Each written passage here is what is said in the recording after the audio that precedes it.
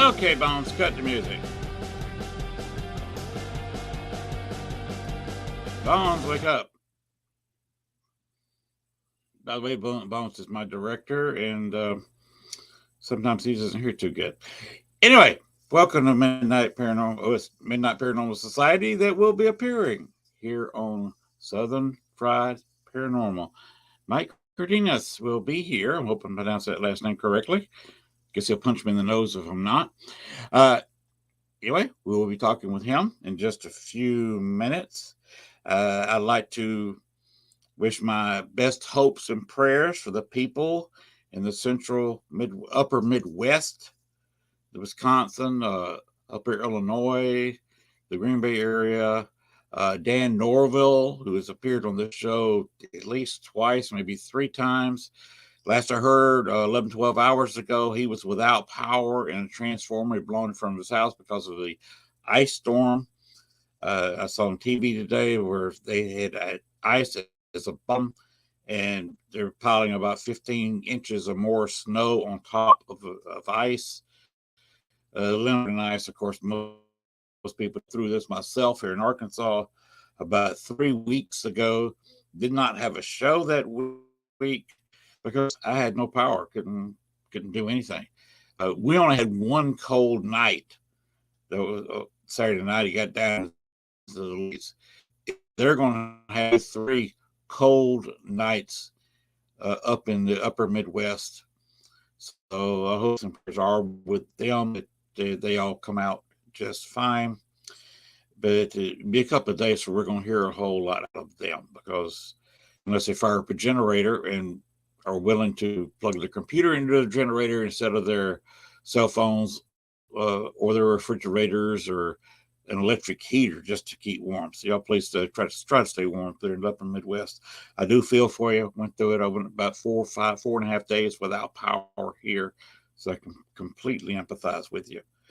Okay, so like I said, tonight we're going to have Midnight Paranormal Society, and we're going to bring you around here in just a minute.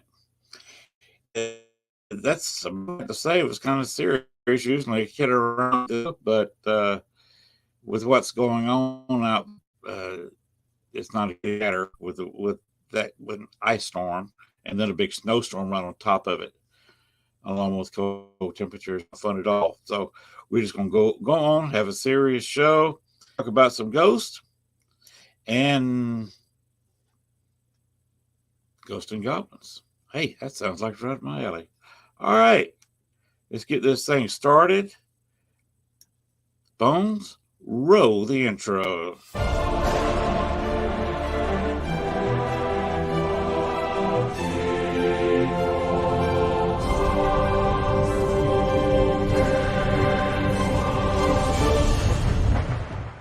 Warning, the following video contains strong language which may be offensive to some viewers and or inappropriate for children. The content within this video is intended for mature audiences only. Southern Fried Paranormal with Len Dorman featuring Bones. Catch us on Spotify, iHeart, iTunes, Spreaker, Facebook, Stream, and everywhere else you catch your podcasts. And of course, WLFE-DB.com. Now, from the backwoods of southeast Arkansas, right beside the Bayou Bartholomew, the longest bayou on the planet, broadcasting from downtown metropolitan Cane Creek Township, here is your host, Len Dorman.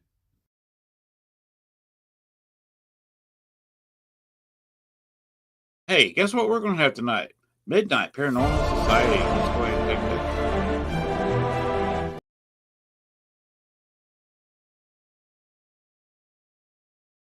We don't need that. We don't need that at all. We need to take the poster down, which is that. There I am. Not so pretty face, but here I am. Anyway, we're going to have Mike Cardenas in just a second.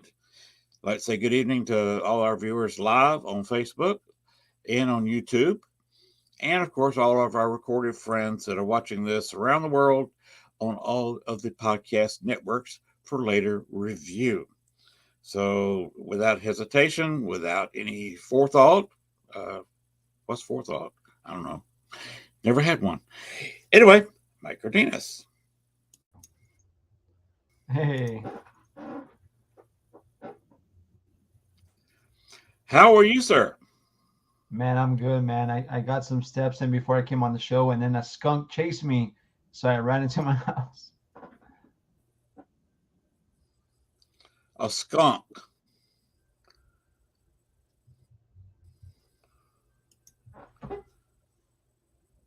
That can be a stinky situation. Oh yeah, man. It was I thought it was a cat at first, and when it walked across the road, I see the white stripe down its back, and I was like, holy cow! And I smelled the stench of the skunk, and I for whatever reason I made the sound like, "Shh, get out of here!" And it turned, looked at me, and just rushed me, and I ran past it to my house. Wow, that's unusual to see a skunk charge at you like that. Right. I took off, man. I'm not gonna I'm not gonna stop and wait and pay the consequences, you know? Uh, you are probably too young to remember Looney Tunes. Oh no, I know Looney Tunes, yeah, of course. Pepe Le Pew. No, Pepe Le Pew. There you He go, was man. always chasing to the black cat under a pole and got wet paint on her back, and he was always chasing that cat. Right. But okay, let's get people that know you. Contact you, I'm sure, on Facebook. The link is running right there. But where exactly are you located? I'm located right now in San Antonio, Texas.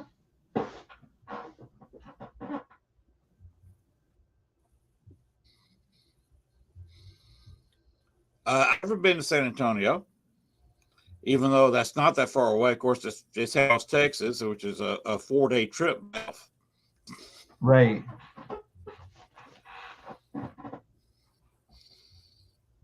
So, what year did you form Midnight Paranormal Society, and did you work with anybody in forming it, or is this just a sole effort, or how'd you do it? So I guess to kind of give people a better understanding on why I founded MPS at the time when I did, when I was a child back in the late 80s, going to the 90s, where I was living at, my mom was a single parent, and someone brought the Ouija board into our home. And when they did, my mom was Ooh, not aware of it. I was too young to even know what it was. I was oblivious to what they were doing. It was a birthday party. They brought this thing in. The birthday boy, now since is deceased, when he, of course, this is when he was alive, as a teenager.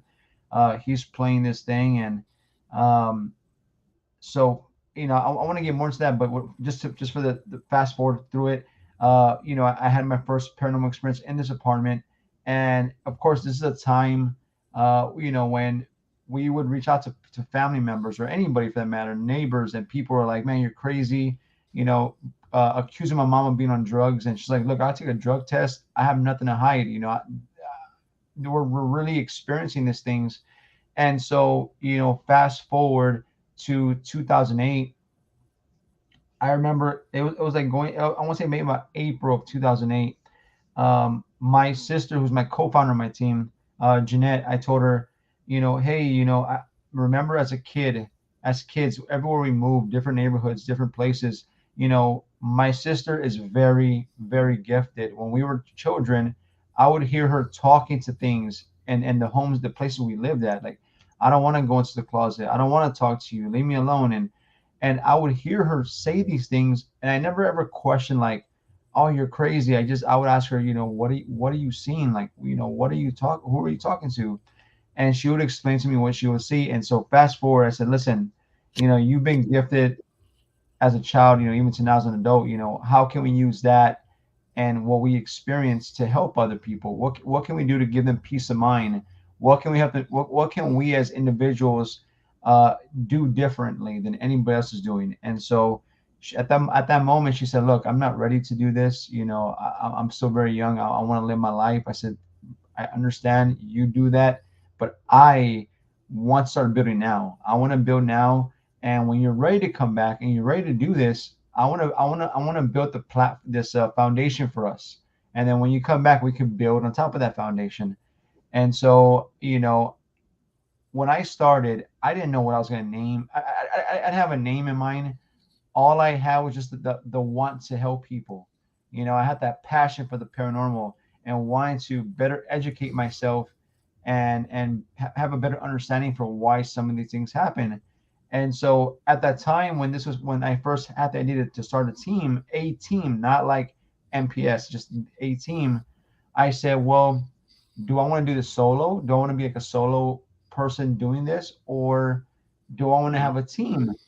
So, there's a lot to think about and to consider when being solo versus a team. When you're solo, you answer to nobody, but you're going into a lone wolf. You're by yourself. You can work with others, but you're just that lone person doing this. And so for me, I said, I come from a big immediate family. I'm the eldest of seven siblings, seven kids. I said, I want my Oh team wow. to reflect. I want my team to reflect my family. This is my second family. It's like you're home away from home. I want to have individuals, like-minded individuals. We may have different beliefs, we may look differently, come from different backgrounds, but together, we can be there for one another, have each other's back. And when things, whether they're good or bad in this journey, we can be there for one another, right? And learn along the way. And so when I, first thought about creating this team, my thought at that time was, I'm a big believer that education is key, right? And any field you go into, I don't care if you want to be, working with animals, or something in the ocean, or whatever your passion is. Education is always key, right? And so I said, well, besides reading books and going to the libraries and watching shows, I'm a hands-on kind of person. I love to learn hands-on, right? So imagine wanting to become a mechanic, and they say, well, here, read this book about becoming a mechanic. I want to touch the tools. I want to be at the car. I want to know how to remove these parts and that's part and those parts. So I'm more of a hands-on learning kind of person. So I reached out to several different teams and individuals at the time.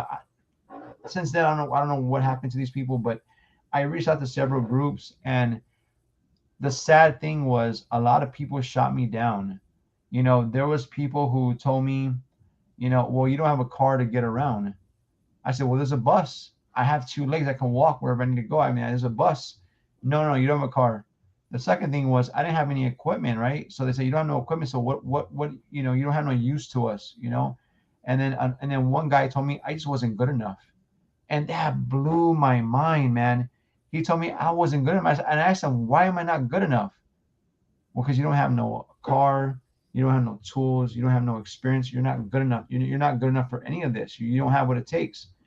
And I'm just like, I was baffled, man. I was truly baffled. This guy knew nothing about me, so I wasn't good enough. So just like anybody else would, I dove in. I took the dive. I jumped in head first, and I said, you know what? I don't know how this is gonna work, but I'm gonna take it one step at a time, one day at a time, and I'm gonna just go with it, man. And so at that time, I started my search. Well, first of all, before I can create a team, I need a name. And so, as I was trying to figure out the name, one of my original founding members of MPS at the time, Justin, shout out to him wherever he's at, right? But we were sitting down one day, and he was like, "What do you want to name this?" And I said, "I don't know, man."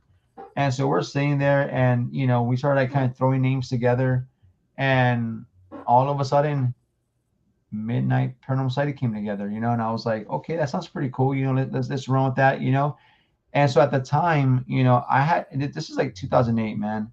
I went down to the courthouse and I said, how do we even do this? Like, how do you do this? Like, how can I get this to where only we have this name? So I was very, I had no knowledge, man. I went to the courthouse and I said, I want to turn this not into a business. I'm not looking to make money for this, but I want to make sure that nobody else can use this name.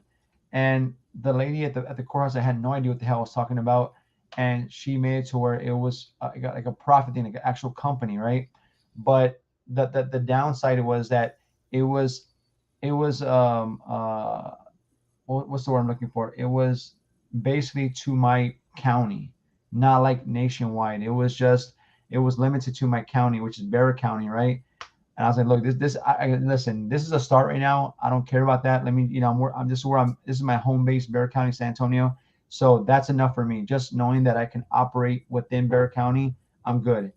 And so once I did that, I said, okay, now let me start searching for other individuals who, whether it doesn't matter what the reason why they want to be in the field, whether it's to learn, to help people, to whatever. I want to find like-minded people, and let's just go with this, man. And that's how I got started in the beginning.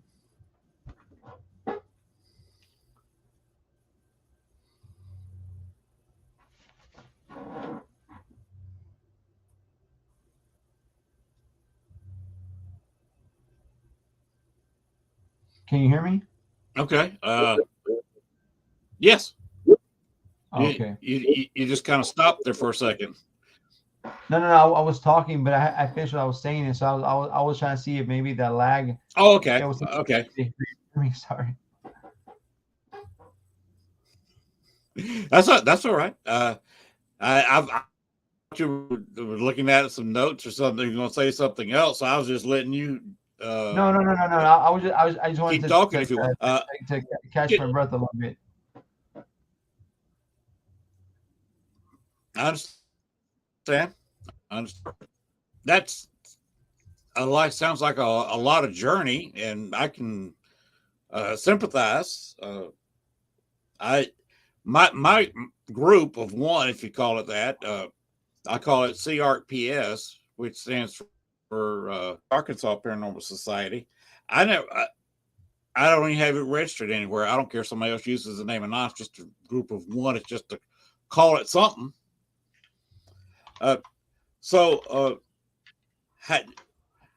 What did you do after that? You had it where it was set up for the county. It's set up as a for-profit to start with.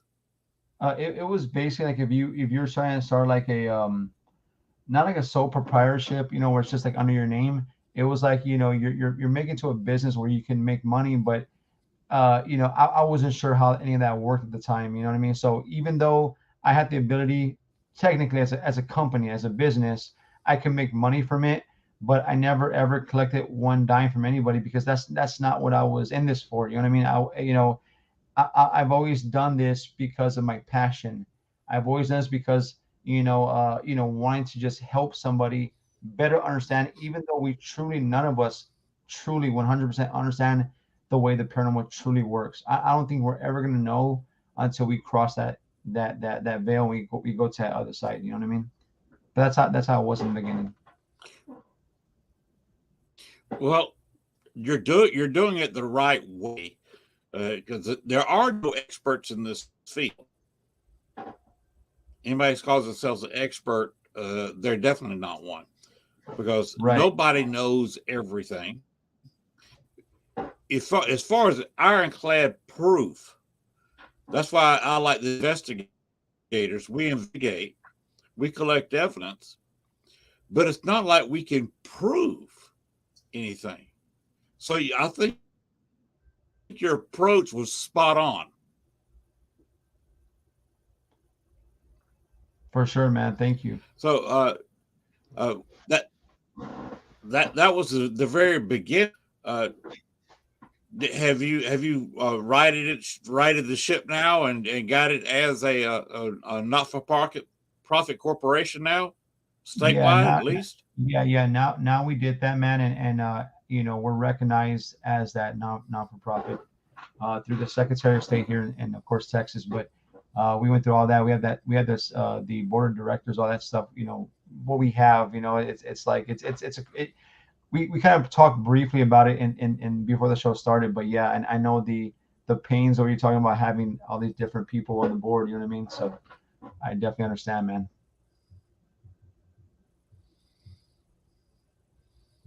So how many people have you got in your core group that if you go investigate, they're going to be with you? Oh man, so I mean, total of my team, I have about 12 people. But 12? the yeah, the core people who come out is obviously Jeanette. She's my co-founder, Jeanette. Very gifted, man. I love the fact that she's able to take her abilities that she has and apply it to helping others. And even the one thing I love about my sister the most, besides her being my sister, is that for those out there who are listening, if you're struggling with trying to understand your abilities or gifts, whatever you want to label them or call them or whatever you want to give the name of, when you're struggling and because again I can't speak on that because I don't ever consider myself that I'm gifted in that sense, but with her she's always so open to working with others, help better understand their abilities, not to be afraid of them and to embrace them, and she works with people to better understand it and become stronger in them. And so there's Jeanette. Matt, he's our tech manager. Ron, he's my lead investigator. Robert, he's one of my investigators, but he's more of like the before he came to the team, he was like a part of like he's all into the cryptid stuff like Bigfoot and Mothman and all that stuff. He loves that stuff. Um, we have Alma. We have a lot of amazing people, but also here's another thing too. I'm going to mention right now. So one thing that we Okay. created, one thing that we started, we created something called the MPS family, right? And so one of the things that we do right now that we offer, and we're kind of doing it right now just here in Texas. Of course, one day maybe we can expand to other states.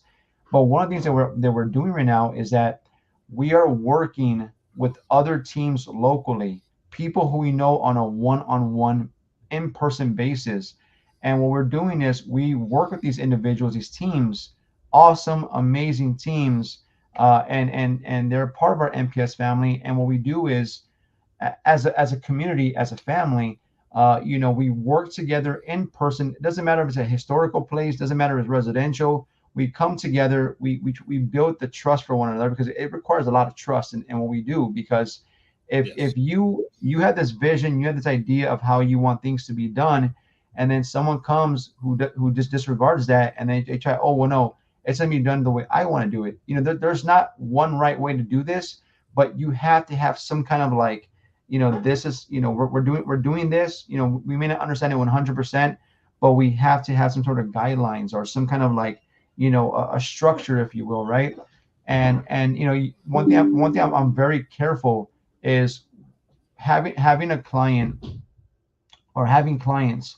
I'm very careful whenever we go do an investigation and what we present to them, or not present to them, but what information we provide to them. As far as like, let's say, I never go to a location and say, hey, there's a demon in your house, you're screwed, because you never know how they're going to take that information and run with it. So with these teams, our family members, we work with them. We say, look, this is MPS. This is how we roll, man. This is what we do. You're entitled to investigate how you want, but whenever we actually go to a case, we're asking to please just be very careful in what you provide to each client, to each person, because you never know how they're going to react. I knew somebody, not to get off subject, but I knew somebody who they knew another group who went into a residential case, told the family there was demons in their house, and the family killed themselves. So, I mean, you have to be very, very, very careful in what you say because there's so much Mm-hmm. at stake. And so we're very careful. But anyways, back, we have Black Cauldron Paranormal, Channing and Jen out of Temple, Texas. They work with us all the time. We see them we try to see them as much as possible. We have Vera and Lisa, who are Vera is in Lockhart, Lisa's in Seguin. We have our other good friend Diana and her family, who they have their team and they're here in San Antonio. We all work together. They're a part of our family. And the one thing I love is that anybody who is, whether you're new to the field or you're seasoned, doesn't matter. If as long as you have your brain like a sponge and you're willing to absorb information and learn from others and work well together, or work well together, be a team player. We always welcome new groups to come join us because one of the things that I love is that having that mutual respect for one another. Saying, look, regardless of what we experience when we're out in the field, the one thing you can always count on is that we're going to be here for you. We'll be here together. And no matter how bad it is, no matter how severe, no matter if it's like I said, residential or historical place, we're here to learn. We're here to better ourselves before we can better other people who watch us. Because one of the things that I always see is that as from the enthusiast standpoint, they take what you say and they run with it a million miles an hour. So when they see these TV shows or they see other people on YouTube or shows like this, they grab any information they can grab and run away with it. And Dave, this person's at this. So we're very careful. And even at that, you can be as careful as you want, but people are going to take that information and use it however they want to. But we try to do our very best to do our due diligence for not just the field, but for each other and for the people who are watching. Because one thing that I love about what we do is education, bringing awareness of what we do, showing people that what you see on TV is only entertainment. I don't care how cool it is. I don't care how you can love it from here to the moon, but it's only entertainment. They don't show you everything that occurs step by step. And so when we go live on Facebook, when we do our podcast to share what our thoughts were going into the case and after the case, I love doing those things. For us, one of the things that we have, our viewership, our supporters, we call them the Midnight Watchers. So everybody who joins our community, they're called the Midnight Watchers because we're all about the experience and we're all about making things very an intimate moment. The thing that we think about is what do we want people who watch us, who tune in, whether it's on our live investigations, whether it's on a live podcast, what do we want them to walk away with at the end of that show or live investigation? What do we want them to take away? And so what they take away, they're going to share with others. It's like they become those walking like word of mouth people for you. They take what you're doing, man, they're either going to love it or they're going to hate it. And for those who love it, they're going to go spread it out like a wildfire. So sorry if I kind of went off the subject there, but I had to share. What you're once again, you're doing it absolutely correctly. I've seen it done the wrong way. I've seen it done the right way.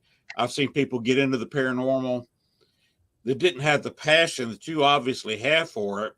They're in it for other reasons. They're in it trying to find an angle to make money. And it's surprising the number of people who are in the paranormal for the money. And there's almost no way to make money in the paranormal. People are not money so you can 100 miles away from you so they can contact you and put their name with you and send you money enough to get a salary. That's just not how it works. Right. So I think you're doing absolutely correctly. You've taught what people do something. And by the way, to that person who told you that you didn't have to offer a group, that you didn't have a car, you didn't have equipment, you had just nothing to offer. I think the most important tool in your toolbox when you walk into an investigation is an open mind. Right. I agree. And then the next most important thing, something to write on, legal pad or pen or pencil, preferably a backup of each one, and start writing down things you hear and time stamp it. Right. Yeah, no, And those are I not agree. complicated things to buy. No, I definitely And agree. so, And sorry about that. Go ahead. I forgot what I was going to say. No, sorry. There's a lag, man, and I don't want to interrupt you. Right, I understand. Yeah, you're doing it the right way. So I commend you for that. And as far as these people you're working with, you're talking so well of, you're really blessed that you have somebody willing to go and investigate with you and investigating, like you're talking about. You are blessed having somebody, because I would dearly love to have somebody here to investigate with. As we were Right. talking, the Chicago area has a hard time finding people who are willing to do that. Everybody wants to be in the paranormal. Then they find the History Channel or Sci-Fi with their own TV show in 6 months, they're gone. Right. Because there's so many people that their third investigation. That's okay. Where's the TV cameras? Why am I not on TV yet? You have a passion. Follow that and keep on doing what you're doing, and you'll get to where you want to be. Right. And one thing that I always think about, right? One thing I always think about as far as, what advice would I give to anybody who is wanting to explore the paranormal, who wants to come into the field and, get their feet wet, if you will, and kind of see what is this all about. The advice I will give them is wherever your mind is, like whatever avenue you want to explore. So let's say your goal is, I want to be, somebody who sheds light into historical places, right? But we want to share historical information and the paranormal, and then, or there's people who are like, hey, I want to help families. I want to do just strictly residential cases. Or then you have that person who's like, I want to be the next Zach Bagans. I want to be the next this show. I want to be the next that show. Whatever you want to do, that's your right.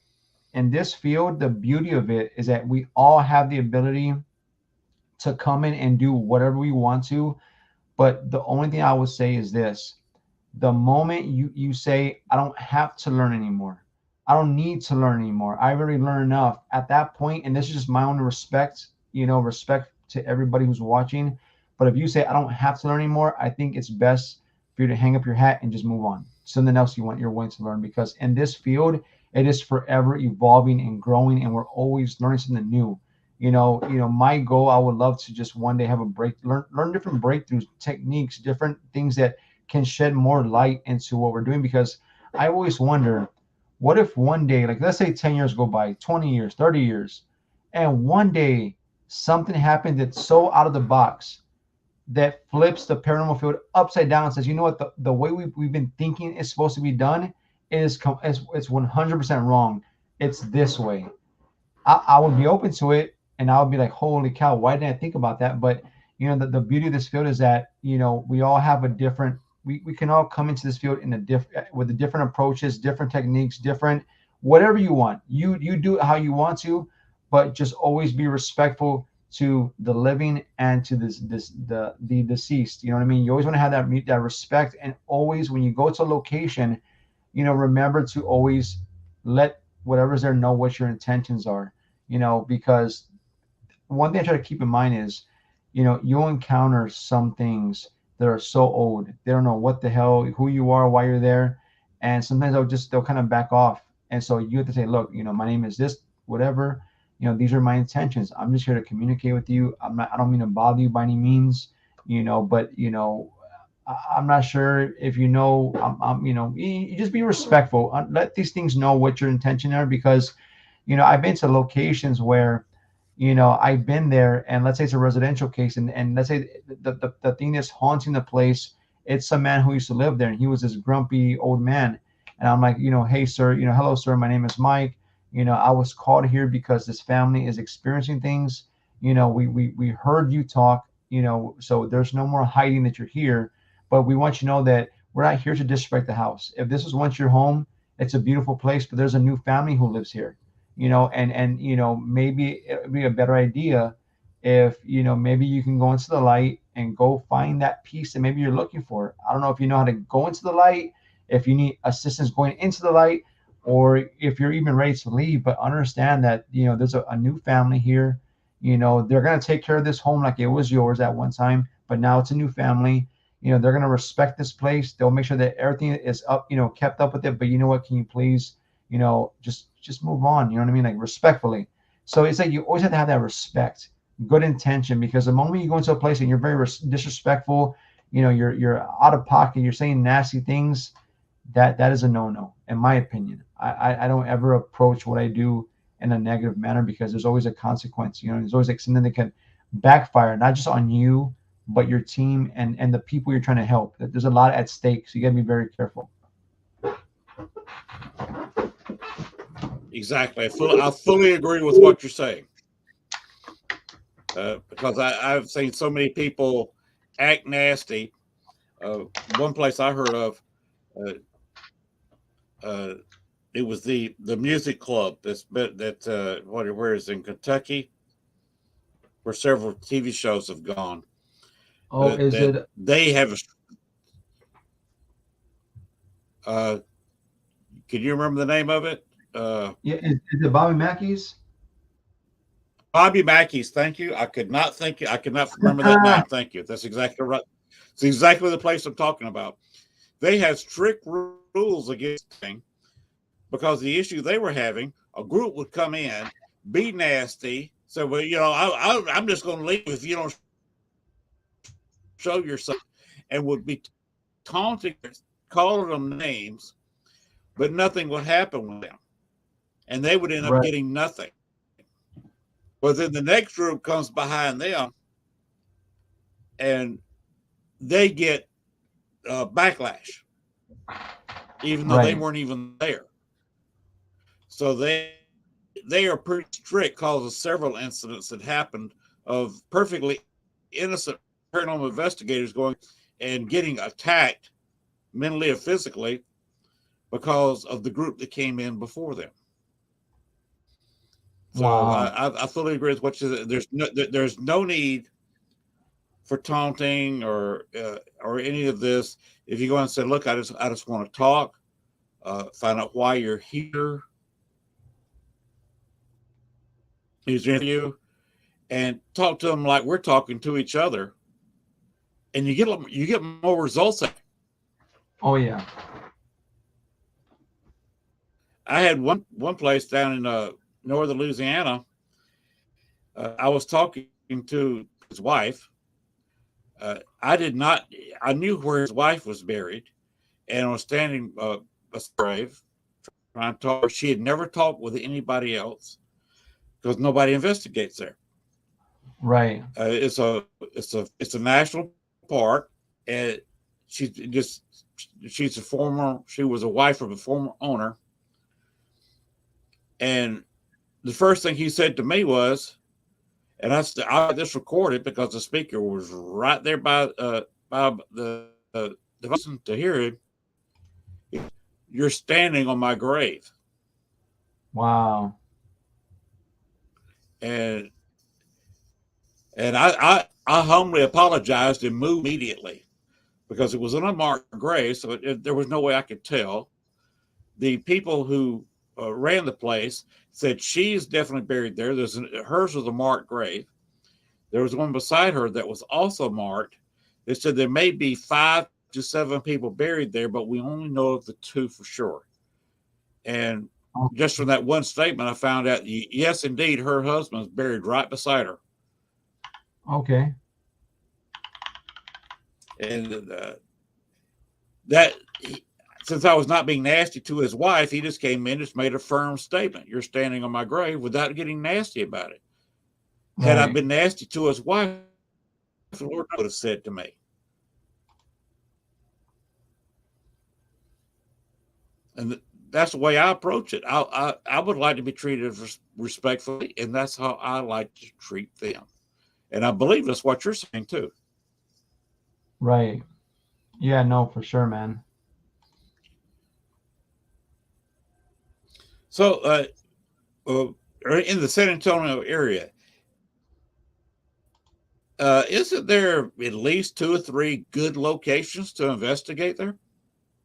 Oh man, here in San Antonio, there's some really amazing locations, and I'll give you a few of them. So there's one in San Antonio. Okay. It's a public place. Anybody can go there. It's public location. It's called, they nicknamed it the Devil's Bridge. Um, and the actual name is called I think it's called the Old Bergsmill Bridge. And it was like a dedication bridge to some servicemen and women. But I found this bridge when I first started, investigating, because it used to go by a name called Troll Bridge. And I mean, I guess just, I don't know who the hell is nicknaming these bridges, man, but I just kind of go with it. You know what I mean? I'm like, whatever. But what kind of yeah, what kind of attracted me to the place was there was a video one time in YouTube long time ago, and this team was down there, and it wasn't like a real fancy video. It was just very lightly edited, and this woman was at the Devil's Bridge at the bridge, and she's sitting there in the middle of the bridge, and it's not a bridge that cars can drive over. It's you just like a walking bridge, and Walking bridge. she's there in the middle of the bridge, and she has the what is it called, the dowsing rods, and she's holding the dowsing rods. And for those who've never held dowsing rods, they're very lightweight. It's like you got to be very careful because just with a slight hand, our hands move so much, but it can kind of manipulate the way they move. But anyways, they were apart from each other. All of a sudden they started like about to cross, and for some reason they touched the tips or something, and when they touched, sparks flew off of them, and she dropped them, and she backed up and she ran. She's like, nope, this is not for me, and she stopped. And so I saw that, I was like, wow, that's I mean, I don't know if that's a real thing. I don't know if it's like some kind of like a trick that she did. I don't know, but I was like, let me go check it out. And so ever since I went to visit this place, I've always collected some pretty great evidence. It's always a child that's there who talks to us, and I don't mean like using apps. I mean like actual raw audio and video. You can hear the voice of a child that talks to us. But there's Devil's Bridge. There's also another place called Donkey Lady Bridge, and this place it's like our own local, like I guess urban legend, if you will. Donkey Lady Bridge. It's a weird story. I guess there's different variations of the story, but one of the stories goes there was at the time there was like this land developer, or he came into that area of land, and he wanted to start making like homes everywhere, and there's a small farm out of the middle of nowhere. And he sent his henchmen to the farm to try to buy him out. And the lady, her husband, and children didn't want to, sell their land. So what ended up happening was they refused. And one day, the developer's little boy had went down to the ranch because there's other kids who would play there. And the little boy was playing with the kids, and supposedly this one of the animals there happened to be a donkey, right? It bit the boy in the hand, or it bit him somewhere in his body or somewhere. And the developer said, you know what, go burn that mother effer down, like the whole whatever. So the henchmen showed up. They started, burning things down, the stables and stuff. And the woman was the only one who survived. The animals died. Her kids died. Her husband died. And she got so burned, supposedly. I mean, I don't know if this is true. I've never. I mean, I looked up records to see if maybe something's been documented. Of course, nothing has been documented. But what they say is that she became so burned that her hands, like, they resembled almost like hooves, if you will, because the way they got burned and really badly, and her face just got really burned ugly. So she ended up eventually, in time, she got so sad that she killed herself or something. And so whenever you go, the legend is that you go to this place, and then you'll hear like the sound of like the horses when they're walking, not trouting, what is it called, when you hear that little clicking of the what is it called, their hooves or whatever. Yeah, when they're walking, the horses, you hear that, and then you'll hear like charging, like something charges you. And so, I've gone there many times, but over the years, people have discovered dead bodies there. People burn animals there. Like it's like almost like a dumping ground for bad stuff. And so, that's another place we've been to, and many of times we've actually captured some really good EVPs and captured some really cool pictures. So there's that one. Another place that I myself have, MPS, my team, we were the first to investigate a location here in town called Buckhorn Saloon and Museum. This place, man, what I love about this place is that it has the location is at right now is not the original location, But this place it's like a huge, when you walk in, the original founder of this business, this establishment, what he would do was, at the time, if you couldn't afford to buy your food or drink when you came to his establishment, he would do like bartering. He would accept, taxidermy stuff, like, animal hides and skins and antlers and horns. And so when you look up this place, there's horns and there's, like, I mean, all kinds of animal type things all over the building, inside the building. And so they have like different museums in one. So like they'll have Texas Ranger exhibit, they have wildlife, oddities, like all these different things, and it's huge, massive place. And so, when we investigated that place, man, we actually there was a woman who came out with us, because at the time it was just me, Jeanette, our original case manager, and then this lady from another team. We invited her to come out with us.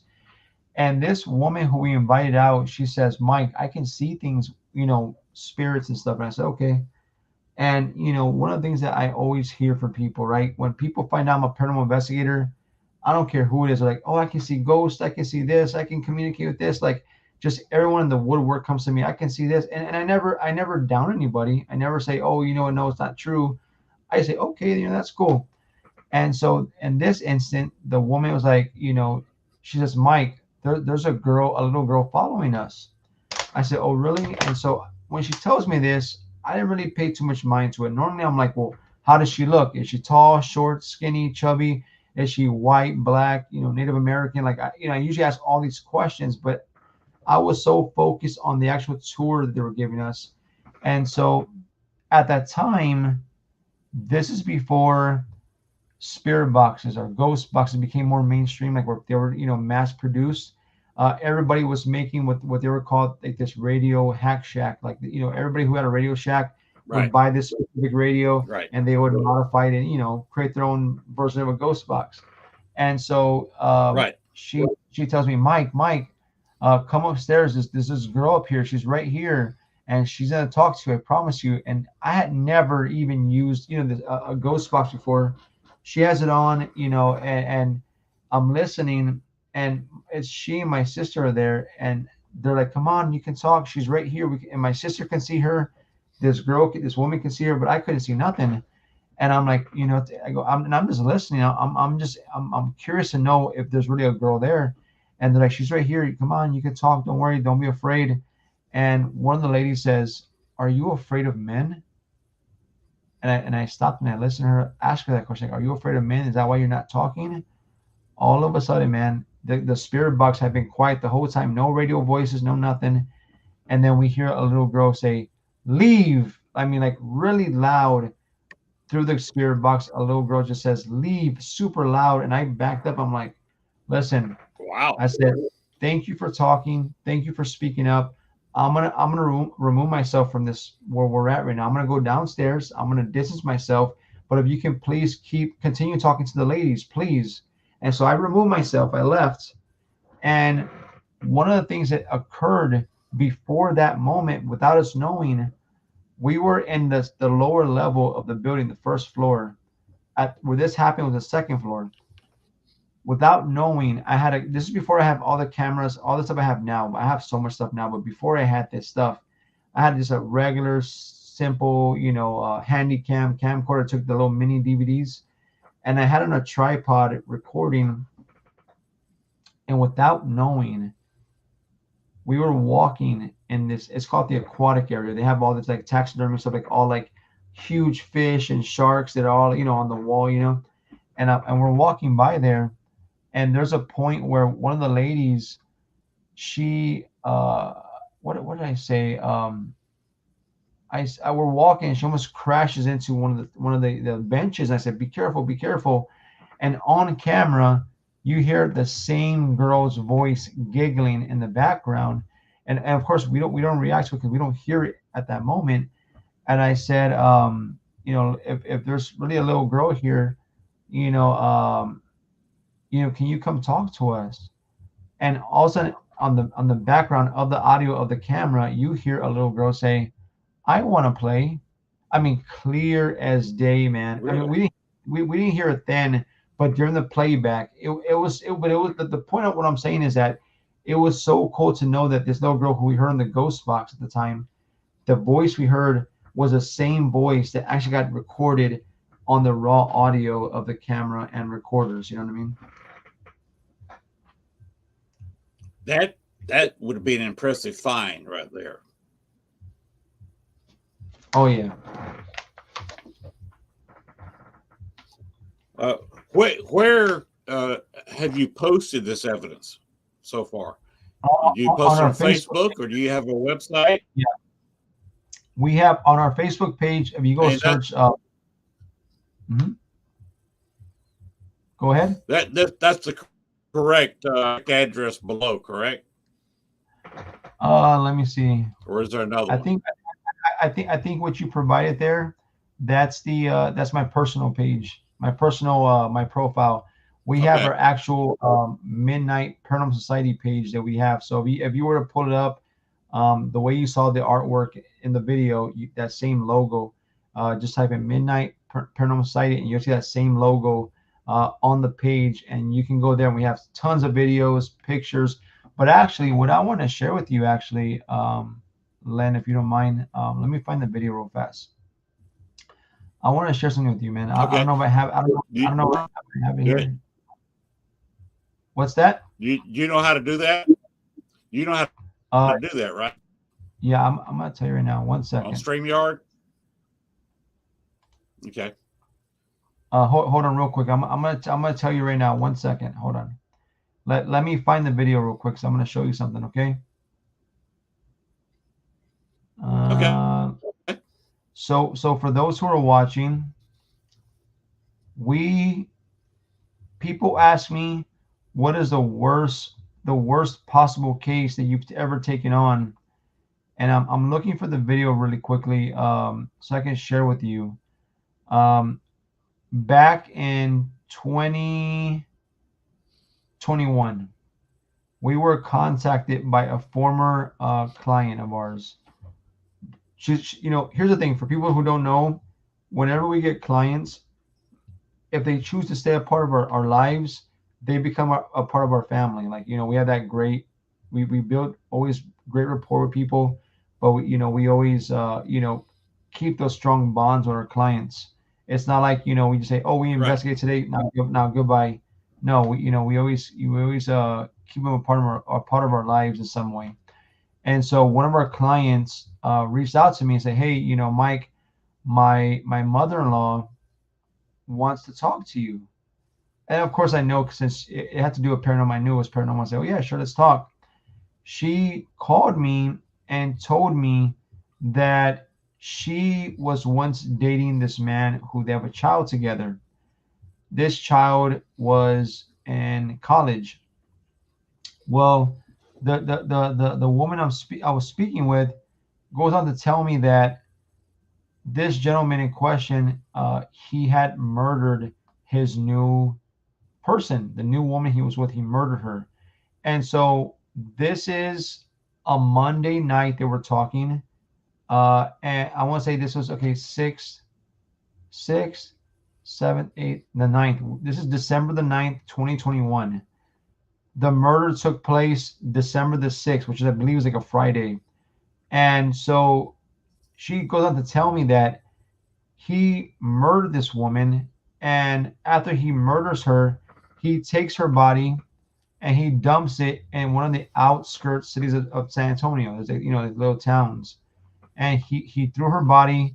Then he comes back home, calls the cops and says, listen, I just killed this woman. Come and get me. And they came. He barricaded himself in the house, and it was a 14-hour standoff. What ended up happening, they kind of concluded the whole thing. He slit his own throat. He slit his throat, and then he started stabbing himself. And the cops said, enough is enough. They broke the door down and they took him out. And he went to jail and got convicted.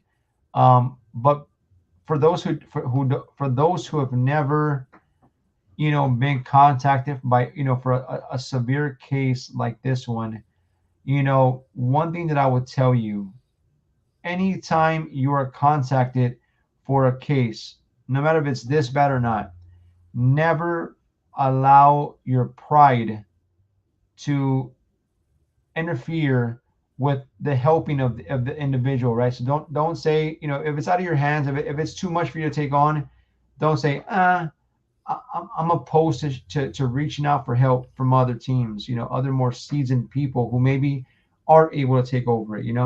Don't ever allow a client to suffer because you're incapable of saying, I know when to let go. I know when to ask for help. Because the worst thing you can do to somebody is allow them to suffer and go through something. And because of your pride, because you're like, you know what, I'll handle it, but you truly cannot handle it. And you're just gonna make matters worse. So, you have to be very mindful and understanding, empathetic, sympathetic. And if you need help, don't ever be afraid to look for help or guidance, and even myself, I've been in many cases where I've needed help, not because we can't handle it, but sometimes it requires a fresh perspective, another set of eyes, Right. to maybe they're on the outside of the box looking in, and so maybe there's something they can shed light in a way that maybe it will help have a breakthrough in the case. So I mean, I've done it before, and I will never be ashamed or afraid to be like, hey, you know what, listen, I need help. But I'm trying to find the video, and I want to show you guys this. And of course, this video, when I show it to you guys, please, viewers, discretion is advised. Watch at your own discretion. I do not recommend any children watching the video I'm about to share. But again, I'm all about awareness and education. And one of the things about awareness is sometimes you see things you really don't want to see. But I'm just showing you because, I want you guys to be able to see what we took on. Let me try to find this video real fast. I mean, we can keep talking, but once I find the video, I will share it with you. Okay. I have one question for you. Well, actually, a Yeah. couple of them. Shoot. How Yeah, long go have ahead. you been in the paranormal? Since 2008, officially. 2008. Okay. How about yourself? About the same time, although I did it amateurishly as a child. My first paranormal experience, I was just a kid. It turned out that I could see things like the first thing I saw was Native American spirit, because I was born and raised in Georgia, Okay. and there was actually a very close, in fact, right beside my hometown, and within 100 yards of where I lived at one point before I left Georgia, was an Indian village, Oh, wow. and and that always attracted me because I saw those as a kid, and of course there was no equipment available back then. Right. And I was trying to do some, seeing what I could see and seeing what I could hear before Ghostbusters came out. And Right. then when I Ghostbusters, I said, well, I can actually say that what I'm doing now. Right. And then I moved to Chicago in 2001. Oh, here we go. I found a job. My wife just finally said, "You got to get out of the house and make some friends." So I found some paranormal people, and rest is history. Wow. Okay. I think I So found. I get just go ahead and load it up, and you can start it, or I can start it. Hold on. Let me. I think these I are love this pictures. little feature that. Okay, I'm like sorry. this. I don't mean to interrupt. StreamYard started. Yes, No, go ahead. Go ahead. go ahead. I was going to say that StreamYard, what StreamYard has added on, this present button, where you can load up videos very quickly, and then we can talk about it, and then we can show it, and you don't have to send them to me via email or any other format. You can just load them up yourself, and then we can play them. I think it's a very good feature from StreamYard They're fairly recent. Okay. All right. So let me go ahead and show you. Okay. Okay. Let me see if it'll allow me, because for some reason my let me go back up. Hold on. Hold on real quick. Let me find a good point to show you guys. All right. Okay. Oh, are you ready? You find it? I found it, but for some reason it's just pictures. So let me I'm gonna minimize this, and I'm gonna show you guys. Hold on. Okay. All right. Let me. Okay. Let me share my screen.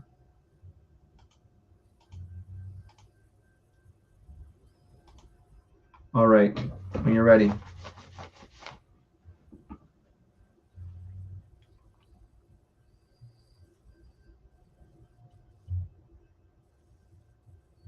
Okay.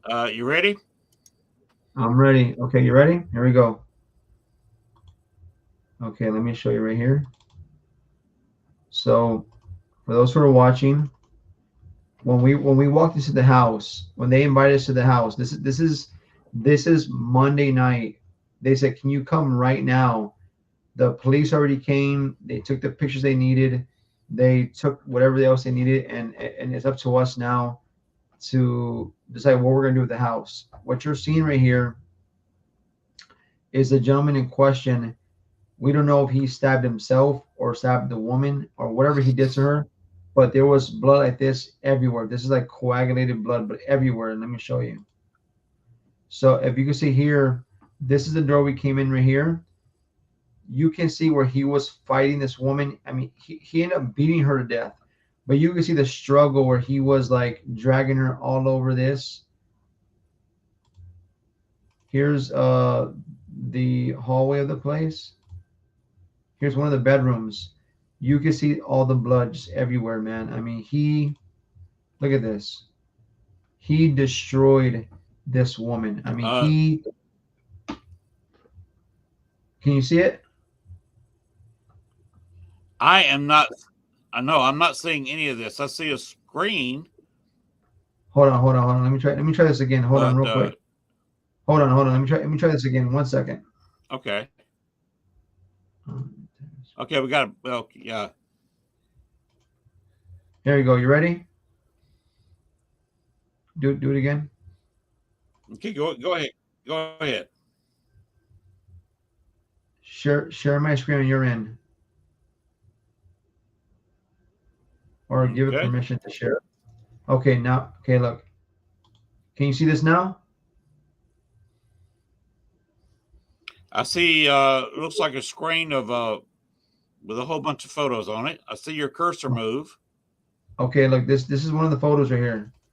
You see all the coagulated blood? Okay, there you go. That I can see that. Yes. Okay, look. This is where the man was. He beat this woman to death, and you can see where they were struggling on the sofa. This is the room where he was dragging her around. This is the bed where I mean, he beat her. I can't even. I've never witnessed anything in my life like this, man. Look at this. The blood that the weapons he was using, you know, he was drinking obviously, but I mean there was blood everywhere. This is the like dining area. All the blood here. You can see where he was dragging her, and like he barricaded the door. I mean, he slammed her here. Wow. On this left side of this wall, on the other side in the actual living room, there's like a big old blood. Oh, there, here it is. Look, you can see the blood spot where he slammed her against the wall. That's me right there taking pictures.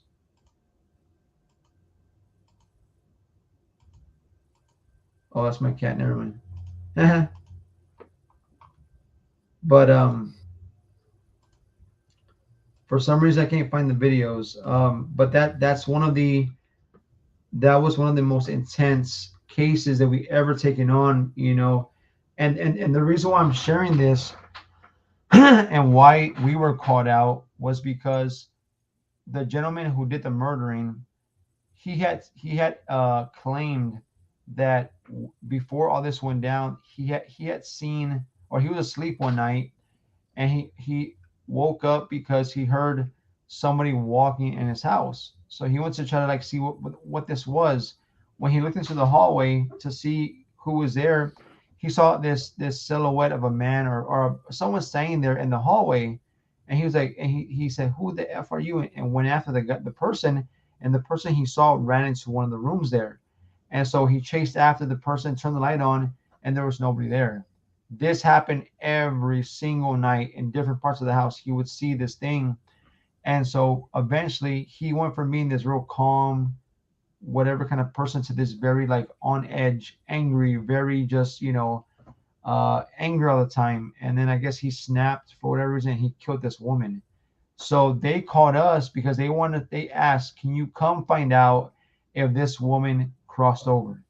Is she gone? Because the last thing we want to do is clean this house up and sell it, and then the next people have to deal with this. So we showed up, and those pictures, I have actual video of it. I just, for some reason, it's not coming up. I have actual video of it where I'm walking around in the house. I'm wearing a mask.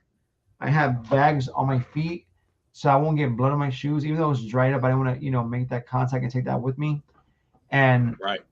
the heaviness, man, it was so heavy in this house. It almost felt like if you were suffocating, that you just couldn't breathe.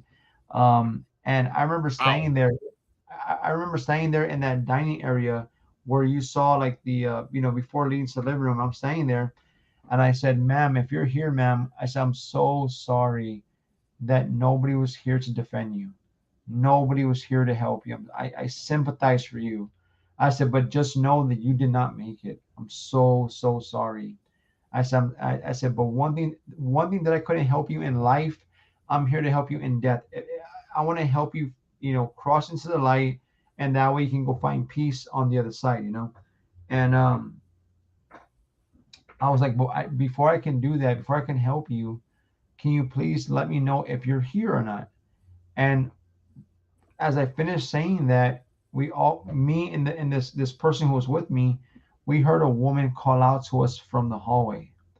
I was blown away, man. Like, I mean, I got chills, I got like goosebumps, to hear a woman say something. We went towards the sound, and it started coming from the attic.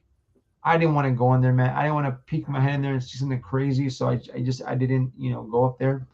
But it was such the downside to this case is that um, we didn't get to finish the case because when this happened, the guy who was locked up, who got arrested and got convicted, his brother took over the house, and so he said that no more investigating, no more anything, because it was up to him what he wanted to do. So respectfully, we can't force him to allow us there. Right. So we never got to do a cleansing. We never got to do anything besides document some stuff. And I actually still have the original keys to that house. They changed, of course, all the locks and stuff. We Wow. haven't gone there since, but it's unfortunate because I mean, I don't know if she's still there. I don't know if she moved on. I wish that they would have given us more time in the place. Yeah, that's in a way that's kind of a sad story. One, what she went through, and two, the fact that you could not really close the case. And by Right. closing the case, I mean find some resolution. Right. Wow. I'm not going to ask you details of the investigation because it's kind of private, and I think private investigations should be. You can talk about them, but names and places. Let's just forego that and keep that information private. Yep. But that was, I'll have to say, and I think this is not quite the words. That was an interesting case. Anyway, even if it didn't quite get solved, Right. maybe someday you can go back in there. Maybe they'll give you a call and you can go in and finish up the case because that is a rather sad I would love to do that for this lady. And the crazy part was this. There was many a times. There was like one time. I think maybe like a month passed after that, and I was at my local mall here in town, and I was leaving the mall, and I had my mask on, right? And as I'm walking to my car to get into my car, out of nowhere, this strong aroma of what I smelled in that house hit me like a ton of bricks. Like, boom, like if someone came and just blew a fan on me, and all I could smell that smell rotting, just blood. I mean, it was like, I mean, it hit me as fast as it came. It was gone. I don't know if that was a sign or maybe who knows what that was, but it hit me for a second and then it was gone.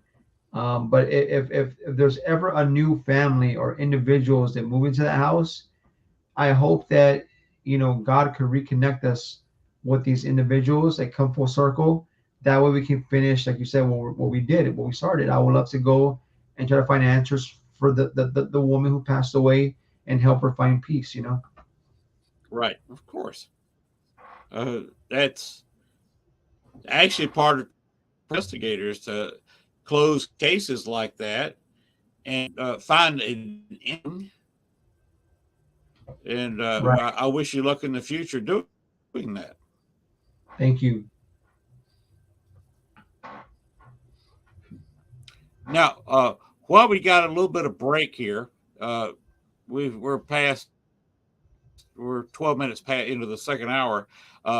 Let me run a few things. I kind of you gotta show, you gotta advertise a little bit. And what I do,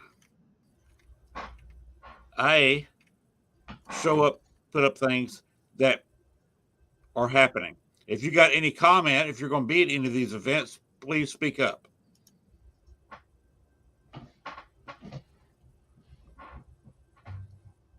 Spirits in the Spring, 2023.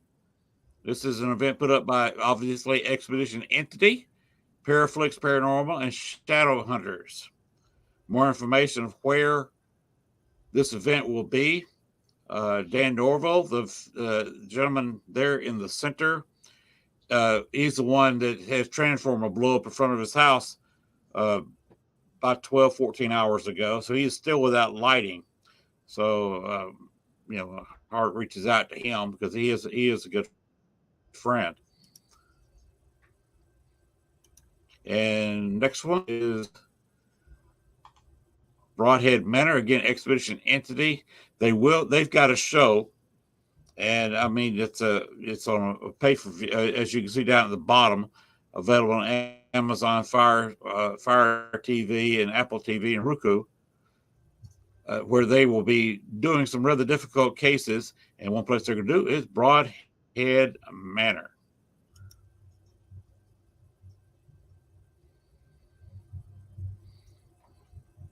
And here's where they're saying of Paracon September 15th to 16th, 2023, where they will be live in person, and you can actually meet and talk with him. Dan Norville is a very interesting man. He's very knowledgeable in the paranormal. So, of course, that's up there around the Great Lakes, the Paranormal Conference up there. And here's some more about it. Spirits in the Spring event, and some of the other people that's going to be there. And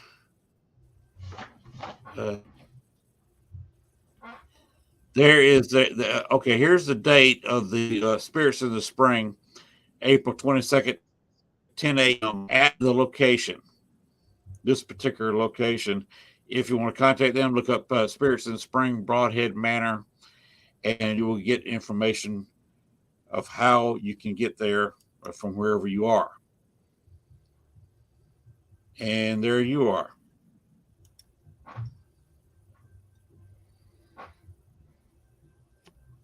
And what's this one? Okay, this is a new event. This will be fall, September 22nd through the 24th. This is again up north, the Great Lakes Paranormal Conference. to be held in late September. So if you're in the Great Lakes area, be sure and look into that event. No event that I will be again this fall in October, be in New Orleans. This may be something you might could slip into because it's not too. It's a little bit further than I am. I'm only 6 hours from New Orleans from where I am. But this one's also the Fearfest Paracon in New Orleans. At the location will be the chairwoman of this event is into the show. She's on the show before, and she is the for Fest Paragon 20. She will be announcing exact location of the Paracon. It'd be sometime in October. I am planning on being there. The wife doesn't ghost hunt with me, doesn't do investigations, but she will be traveling.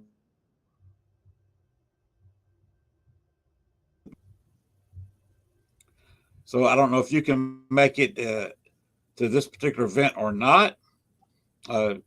If you do, love to see you there because I think that will be a lot of fun. Phoenix is an interesting person. She's a lot of fun by herself. She also does Majestic Soul Holistic Fairs that she will be appearing at in Oklahoma, Texas, where she's from. She's from your part of the country, just further out from the cities. And she also does one in Hot Springs, Arkansas. And if that she does that, I'll also try to get to Hot Springs to meet up with her there. And that event is held in a haunted hotel in Hot Springs. There's also a statue of Al Capone there. Her and I will be investigating that statue. It said if we can contact Al Capone. For my 14 and a half years living in Chicago, Al Capone does not like me at all. Mainly because I completed a case and got a friend of his that used to make bombs for Al Capone. He was keeping about 25 spirits hostage at a location that he could not really move from. We're talking about a murderer here with double-digit murders under his belt. Wow. And it took to us to convince him that he was forgiven and to leave that place and release the spirits. We got him to release the spirits.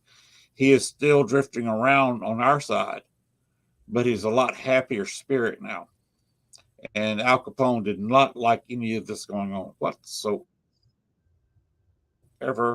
So if Phoenix and I did manage to contact him in Hot Springs, which you wonder why was Al Capone in Hot Springs? Because of the hot springs, the medicinal springs in Hot Springs, Arkansas.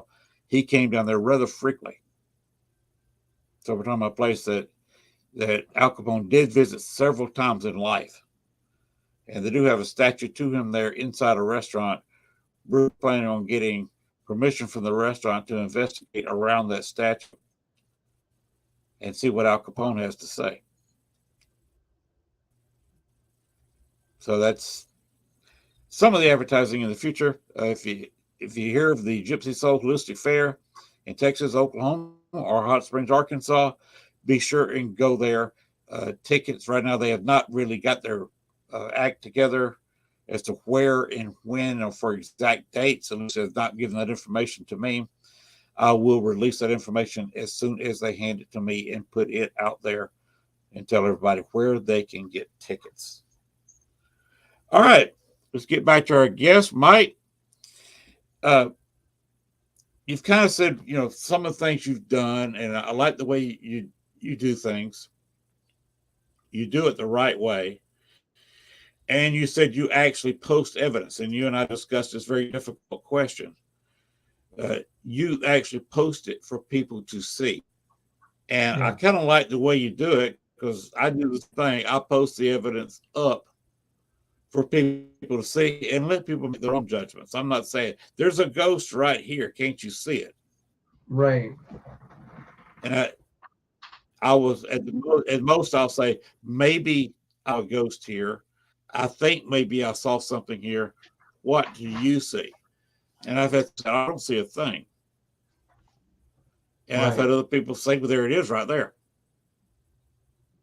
Uh, I've had that happen in real life with the wife saw something, pointed to it, pointed right to where it was, because I could see it was a partial apparition.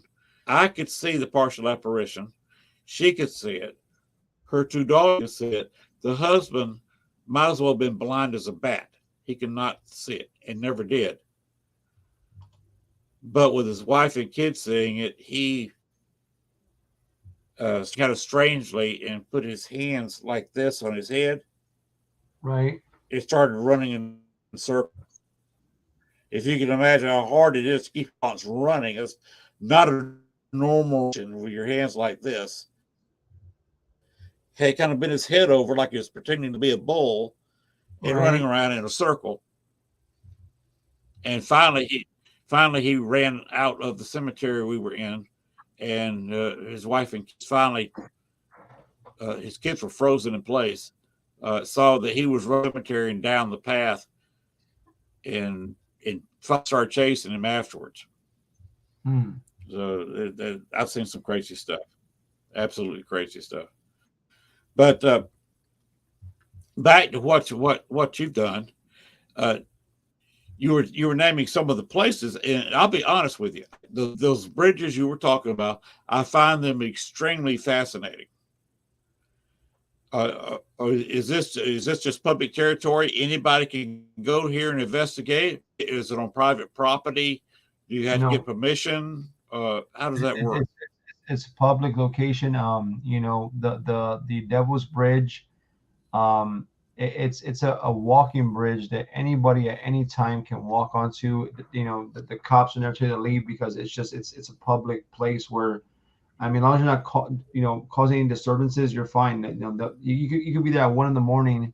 and they're not gonna tell you nothing. You can just be there, mind your own business. And if they come to you, they're like, what are you doing? I'm investigating. Okay, good luck, and they leave. But that, I mean, they're both So you you can can day or night. day and night. You anytime. I don't care if it's 3 a.m. You just show up, and they'll never bother you. Nobody ever bothers you. But Wow. of course, the Buckhorn, of course, that's an establishment. Of course, you have to call and of course get permission to be there. Within the allotted time they give you. Right. Right. But having a paranormal location that that you don't have to pay money to, and you can actually Mhm. investigate tonight. Do you at night? Do you know how rare that is to have found something like that, and how precious something like that is?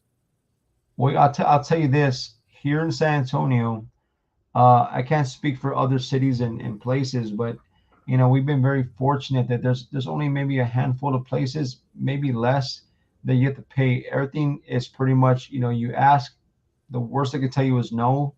And the best, of course, that yeah, come on, come investigate. But the place we go to, no one ever asks us for money unless it's like one of those known places that's established that hey, we charge X amount of dollars, X amount of people can come out and you can investigate from this time to this time.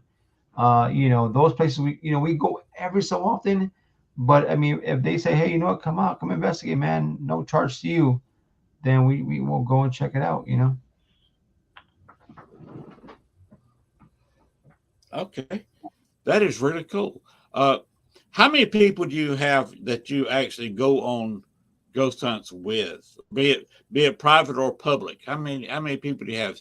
Three, four, five? They're Let's see.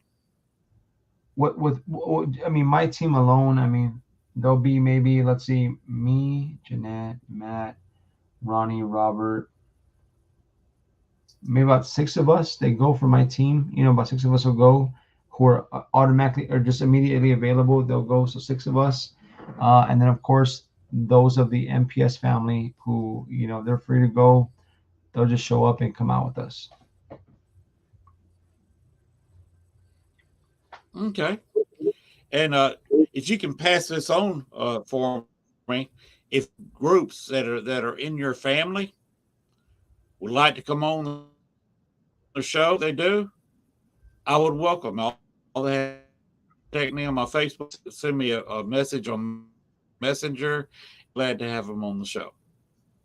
Yeah, no, most definitely. I'm sure they'll all love to. I know that the media ones who I'm sure would love to come on is Channing and Jen from Black Cauldron Paranormal.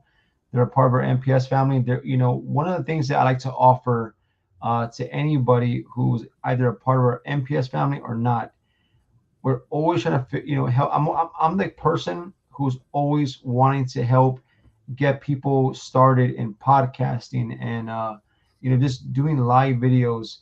And so our the podcast, I guess our platform that we have, which is Whispers from the Unknown Network, we got Channing and Jen started with their own podcast. They create their own name. They have their own guests on. I'll come on with them. Something I don't have to come on, and I have my own segment, and so I'm always trying to get people to be more involved in podcasting because, like I tell people, we all have a story to tell, and there's always somebody who's willing to listen. And so, actually tomorrow,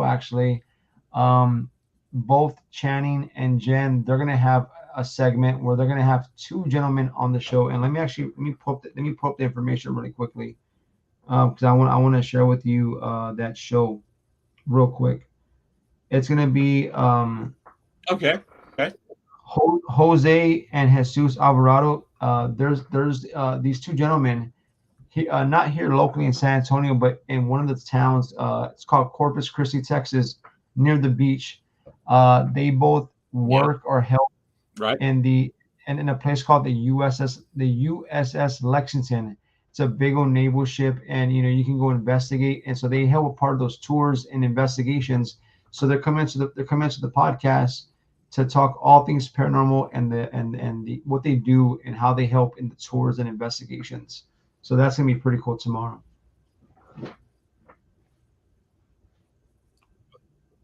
Wait a minute. That's an aircraft carrier, isn't it? Hmm.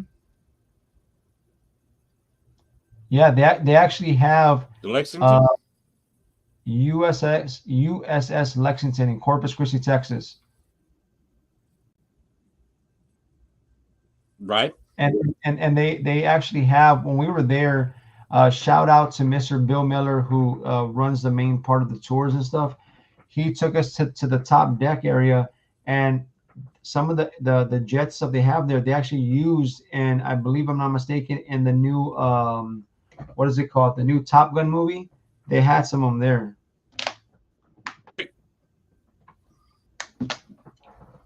Wow. That's it. That would be impressive. And of course, investigating a aircraft carrier like that, you couldn't cover if you had worked there for 6 hours with 5 people, you cover a tenth of that ship. Oh man, that place is so massive, man. It's when I went there, we went there last year, my team and and I got to meet one of the brothers who's coming on the show tomorrow. I met one of them. I forget which one it was, but I met one of them. I met Mr. Bill Miller and some of the other associates that they have who kind of do the tours and investigations. We had went down several levels of the ship, and Mr. Bill Miller goes, "Hey, you see this part here? If you go down the ladder, this and this happened down there. You want to go check it out?" I was like, "No, I'm gonna stay right here." And I'm staying there, and they take off down into this pits of whatever this thing. I call it the pits of hell. It's like they go down to this hole and they go down, and I'm just waiting there, and like 5 minutes go by, 10 minutes go by, 20 minutes. I'm like, where the hell did they go? And I'm waiting, and in my mind, I'm like, they forgot about me. I start panicking, man, and I like haul ass. I haul ass to the ladder that takes me back to the top, and I climb up so fast, I get winded. I get winded, really. I got winded, Yes. and I'm like this, and there's no one around, and I'm like, which way did I come from? And I'm like panicking super hard, man. And I run down this hallway. I get to this ladder, and I look up, and it's where we came through.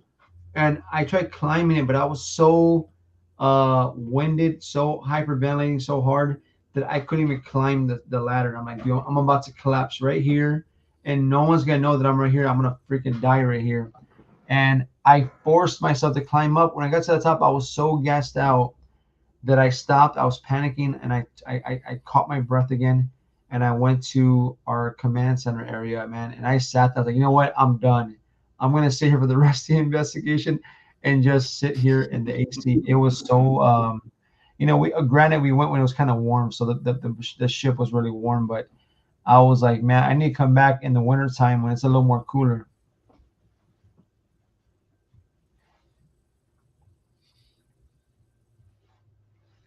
The sailors went through working on a ship like that? Because the Lady Lex, like all the major carriers, had about 4,000 people on board. Mm-hmm. So Oh yeah. the energy that the metal absorbs and has into the metal, it's got to be this. And that's probably what was affecting you. You were probably feeling pressure from all the energy that 4,000 people living on there for so many years, it kind of Right. instilled upon the metal of the ship. That steel, because there's what 60, 70,000 tons of steel Oh in a ship man. like that. Yes.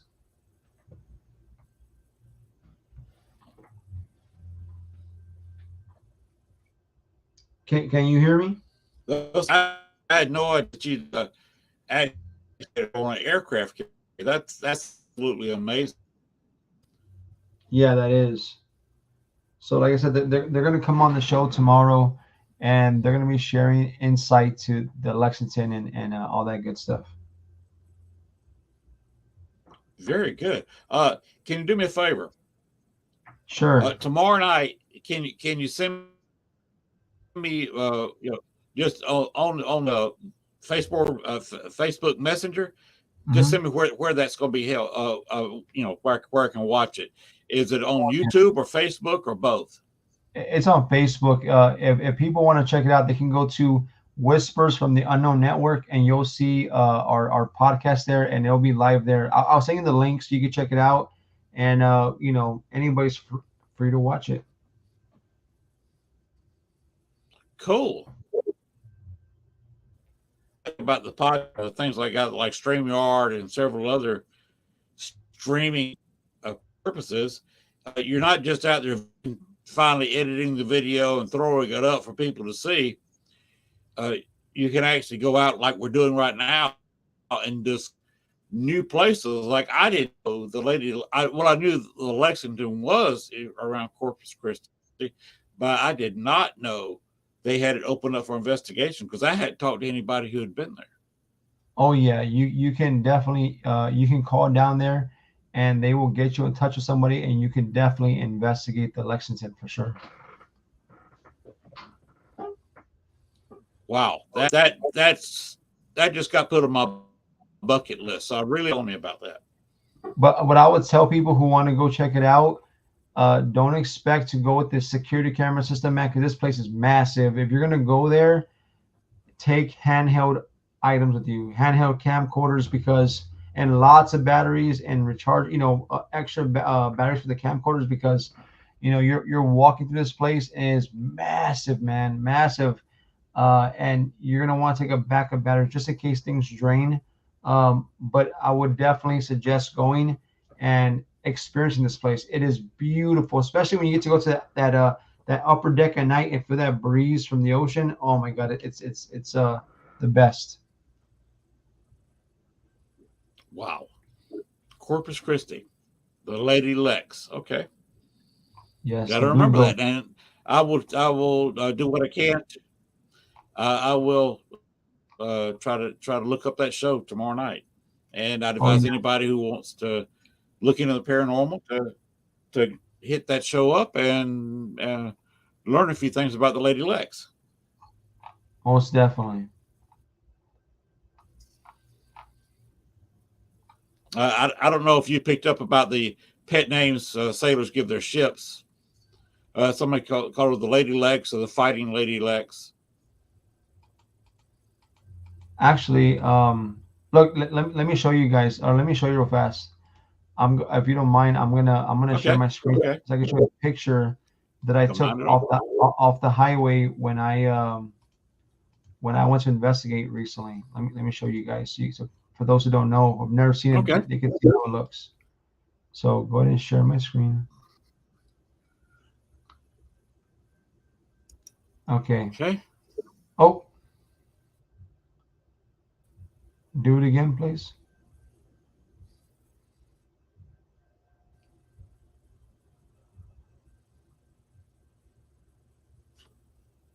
Okay, here we go. You ready? Here it Sure. is. Yes. This is the election center right here. And There it is. so when you arrive, you can kind of barely see it, but this is like the entry point right here. You come up here, they'll come down, they'll pick you up, and you have to walk, or they'll have like a little bus that takes you up here, and you can barely see. But here's one of the buses right here. It's like a white bus, and then this is where check-ins at. You come in here. If you're there to buy a ticket to check it out, you buy your ticket. They even have an escape room there that they allowed us to try. Amazing. We got to go up here in this room right here. I think it's right here. This little corner room up here, and we get to see the whole ocean. Here's the planes I mentioned that were on Top Gun. Or not? Is it called Top Gun? Right? They had some up here, but man, this place is massive. Let me show you. I tried taking it at night. My camera was just for some reason it kept being real blurry, but it's called the Blue Ghost. And here's a picture. This is me. This is Rob, my investigator. Ronnie, my lead investigator. We are right by the beach, and as you can see the boat there. But this place, man, it's massive, man. It's beautiful though.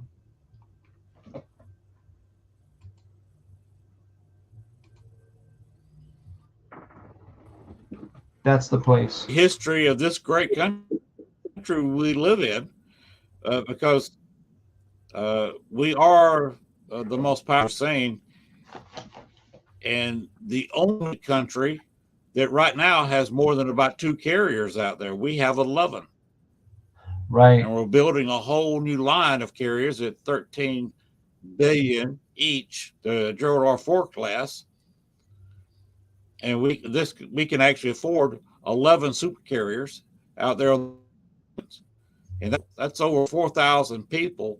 And what do you get when you multiply 4,000 by 11?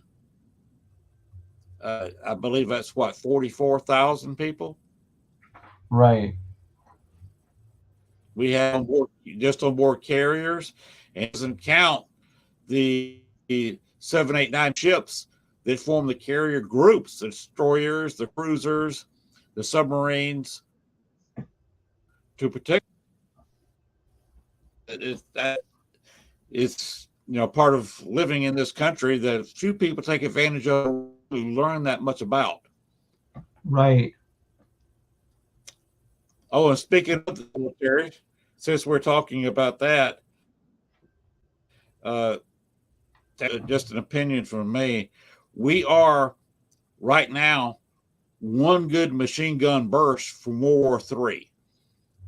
We are just before fighting in Ukraine, fighting China for Taiwan, and my thinking is that we cannot let Ukraine fall by us just pulling our support out, because China will look at that and say the United States is a paper tiger, and they invade Taiwan. And while we're looking at that, North Korea is going to cross the 38th parallel and invade South Korea. And if they all did that, we overnight we could be fighting a war on 3 fronts. Damn. So, my full support goes to the U.S. military in that situation. We live in dangerous times, my friend. Right. Our country needs us to support the military and support our country. Throw politics out the window: Republican, Democrat, Independent, populist, whatever everybody calls themselves. We need to support our country, and we need to support the people that we pay to protect us. Right. Because right. it's a tense situation. And Lady Lex is part of our past where the United States is respected and where we protect freedom around the world. And we need to continue doing that. Just a personal opinion. So Right. I thank you for bringing up the fact that Lady Lex. I did not know they were doing that down there, and I've written that down as part of my bucket list to go. There are quite a few places around San Antonio. There was a little place called the Alamo in that area. Have you ever been there, investigated there at all? You know what, man? As far as Alamo goes, I mean, I mean, it's here in our backyard. I mean, I pass by it every so often, but because of the level where it's at, and now for those who don't know, they're actually expanding the Alamo to the original size that it was. You know, where they you know, where the walls initially were at. So They are. huh? They are. I did not know that. Yeah, when you go downtown, they have everything blocked off there because they're expanding the walls. Like they're gonna pretty much take it back to the original, like kind of like around the perimeter of the place. And but that place, man, if you want to get in there, you have to have big connections. Like you have to have major connections, because if you just walk up there, hey, my name is Mike, they don't even talk to you. It's almost impossible to get in unless you're Wow. like, hey man, my grandpa's the you know, the president or something. You know what I mean? Like if you don't have that kind of connection, you're not gonna get in there. Wow.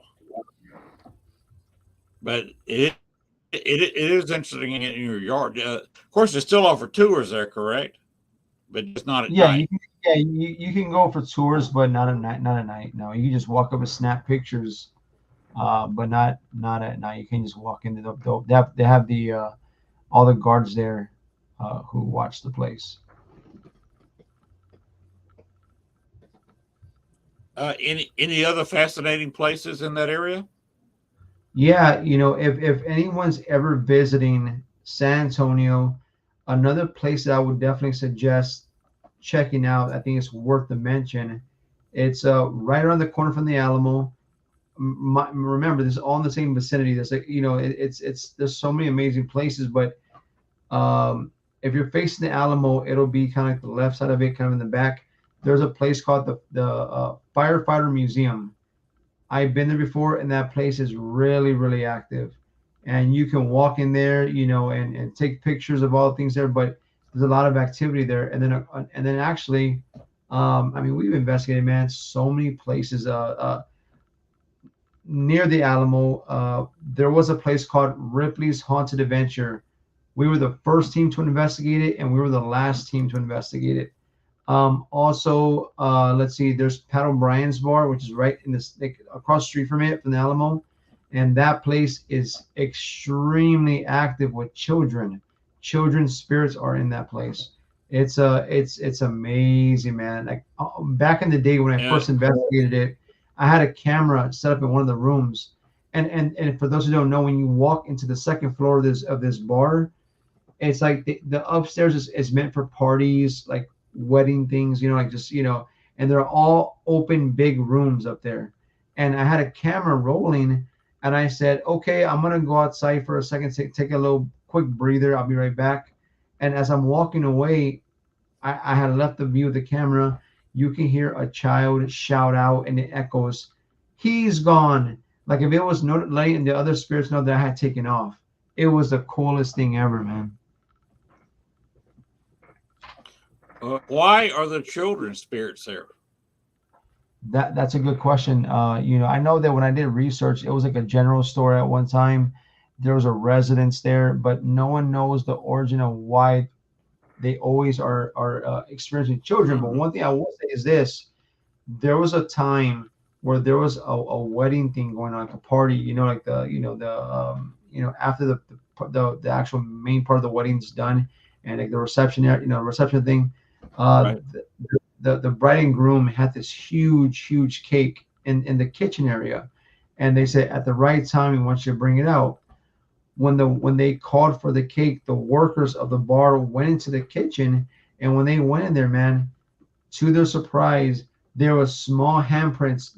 Imagine like all these children went to the cake, started slapping the cake, and then slapping handprints all over the walls.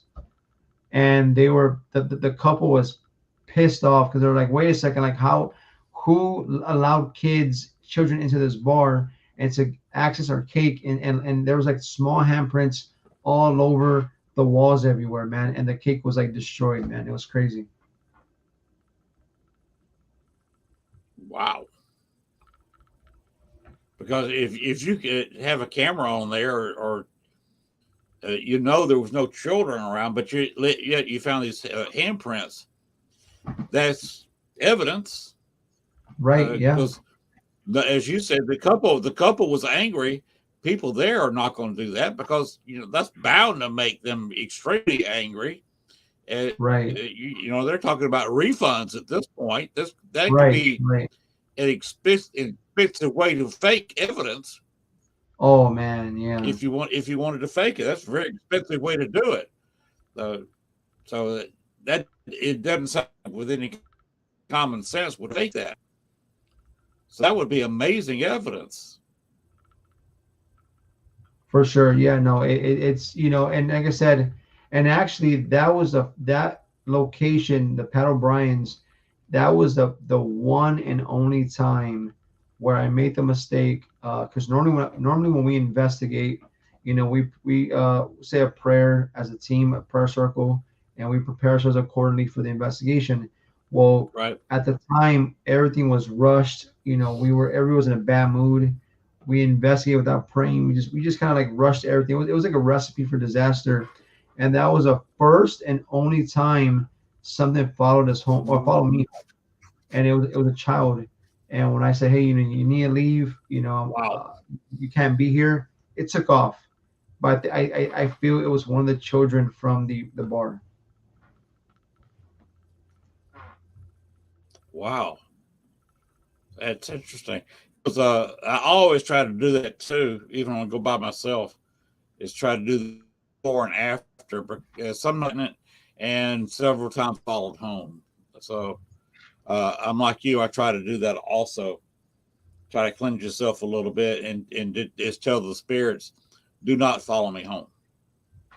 Right, right.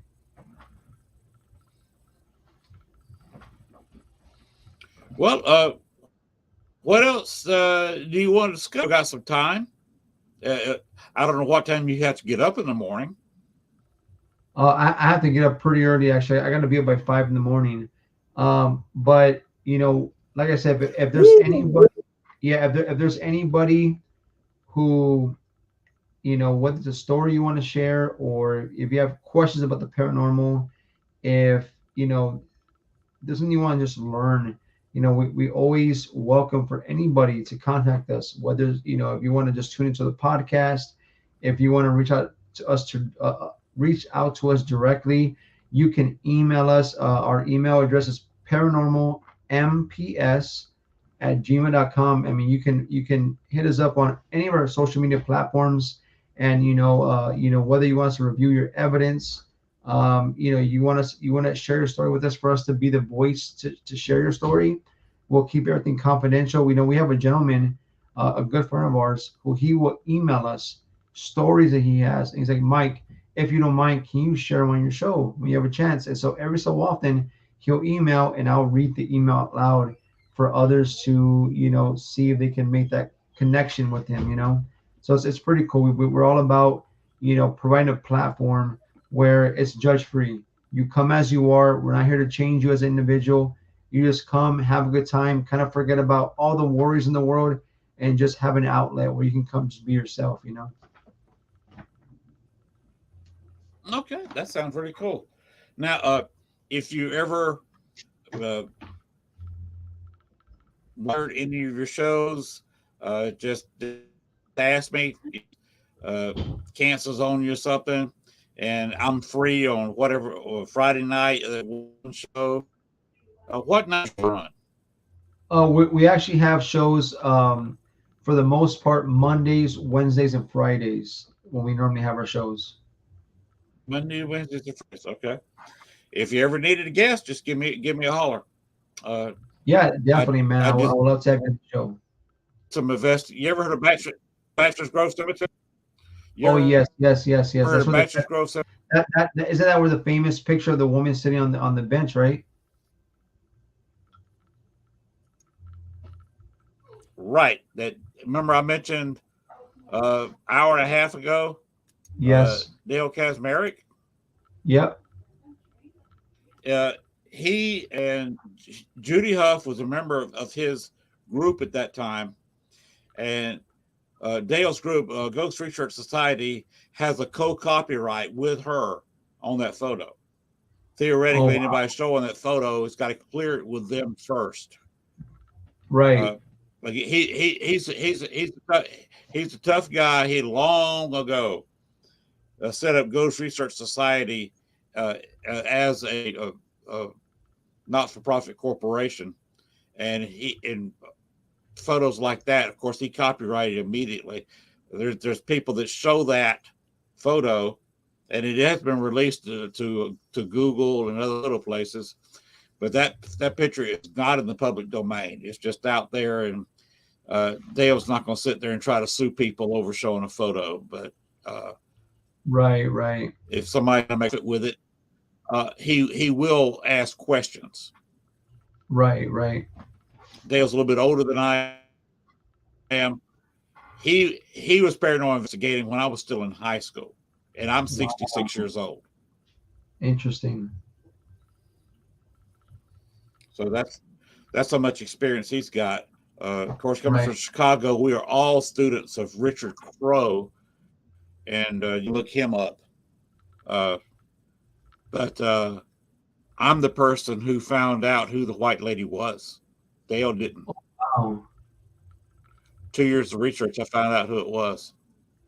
Interesting. That was a really I'll cool show you picture. right here. Uh, see this lady here? Yeah. If you compared it with the picture on the stone, the hairstyle's the same. Uh, the profile, although this is a straight on shot, and the lady on the stone's dress, she's kind of translucent. You can see it was one large polka dots on it, like this dress. Interesting. She appeared on that stone in her wedding dress, but it is this lady, and her name is Amelia Patrick Humphrey. Wow. The So she's the one from the the photo. reason she came to Bachelor's Grove is here. This is why she appeared in Bachelor's Grove. Her firstborn child died 11 months and 4 days old in 1865 and is still buried in Bachelor's Grove Cemetery. Wow. What you just saw was years of investigative work. Wow. That's amazing.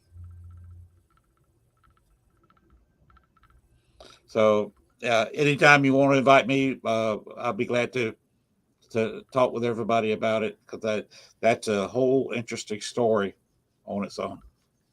Yeah, no, for sure, man. That's really cool, man. I'm glad that you were able to discover that. Yeah, but it was a lot of work. It's a lot of fun. Of course, if you enjoy what you do, you don't work a day in your life. Amen And to I that, man. enjoyed I what I was agree. doing with that research. And it's not work. Of course, you will enjoy. I did not know how I enjoy retirement, being an old fart going around. But I am actually happy I made it this far. Part of my life where life is worth living, where I can retire. My wife has got a disability, so she is also, and our house is paid for, ours paid for. We can go out and do a few things together. I would say be sure and save some money off to the side uh, before you retire. You can actually live after you retire, and that goes for everybody.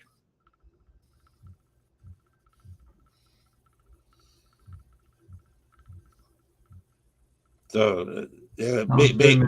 being an old fart sometimes fun. Yeah, All right, we'll man. let you go.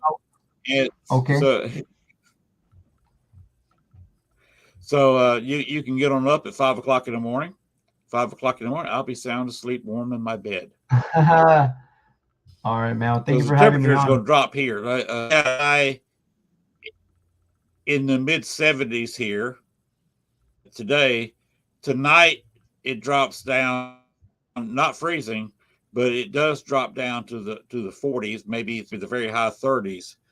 The coldest night we have for a while. Temperatures is plummeting now. So we'll go ahead and let you go. Have you got anything else you would like to say in closing? Um, for just again for anybody who wants to venture into the paranormal field, try to think about what is you want to accomplish, what are some of your goals, and don't be afraid to look for help. Even if you like myself, where people said I wasn't good enough, there are really good people out there, and so just because some people may not, they may try to discourage you, keep your head up, keep pushing forward, and you're bound to find good people who will take you under their wing and work with you. And just know that it doesn't always require having the most flashy devices to be a part of the field. Just a passion, a notebook, a pen and paper. I mean, you know, I started off with a broken MP3 player that I found on the road. I picked it up. It had a recording capability, and I caught some of the best EVPs with that thing. So it's not all about the flashy devices, and that is not the point of this. The focus should always be about the research and what you want to accomplish while you're in this field. And if you ever need advice, man, come to Len, come to me. There's people out here who will never shut you down. There is no The only wrong question is the one you don't ask. So please always know that there's people like ourselves who are willing to help you and educate you any way we can. And remember, you may know something we don't. And so please always be vocal about what you learn, because you never know how it's going to help somebody else.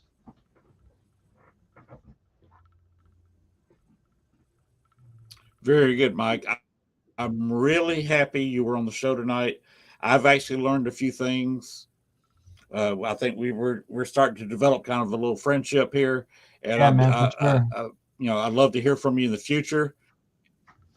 And we're brothers in the paranormal, and this is not the last time we're going to talk. Oh no, not at all, man. We have. So I look forward There's only to. a small bit of what I shared, man. There's so much more stories and so much more things I want to talk about. So this is just the beginning. You can come back again, and we can talk about some of the stuff you did. The Lady Lex was some great information there, and talking about the bridges was Mm-hmm. just fabulous. As I really appreciate you coming on the show tonight. We'll do this again.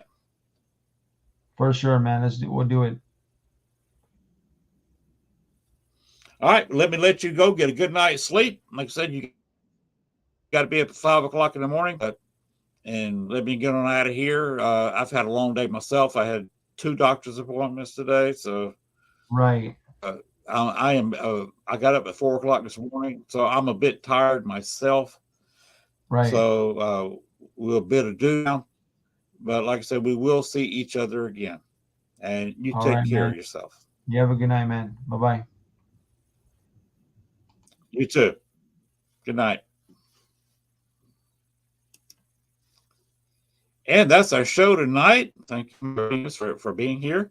Next week, we will have Michelle Jennings, Michelle Shelsner Jennings, Michelle Jennings next week.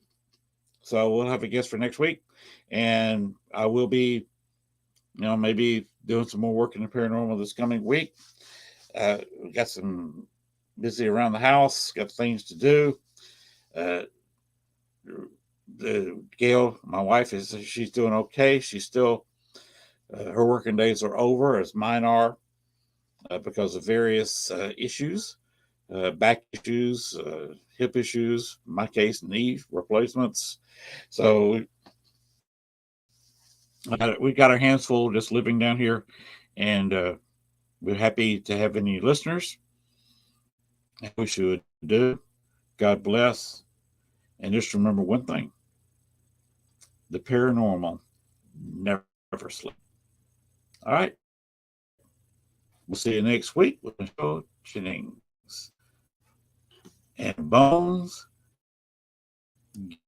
get up here. It's time for the outro. Good night, everybody. See you next week. Thanks for watching our show. Be sure to tune in to next week as once again we journey way down south into Bayou Country for another heaping portion of Southern Fried Paranormal with Len Dorman and Bones. Make sure to like, share, and follow. Y'all come back now. You hear?